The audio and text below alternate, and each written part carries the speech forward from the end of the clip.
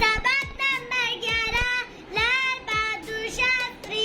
लाल बहादुर शास्त्री हमारे मुल्क के दूसरे वजीरे आजम थे। लाल बहादुर शास्त्री हमारे मुल्क के वजीरे आजम थे।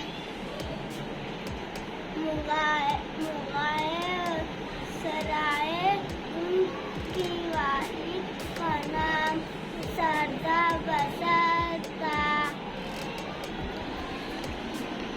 उनके वालिद का नाम शारदा प्रसाद और वालिदा का नाम राम दुलारी देवी था। वो अपने माँ बाप के इकलौते बेटे थे।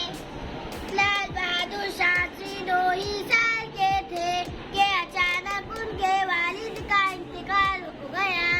वो वालिदा के साथ ननियाल में जाकर रहने लगे। वहीं उनका बचपन गुजरा।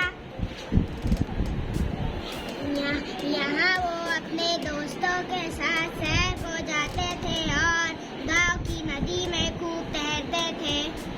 दोस्तों के साथ हमेशा इनका बर्ताव अच्छा रहा। उन्हें बचपन ही में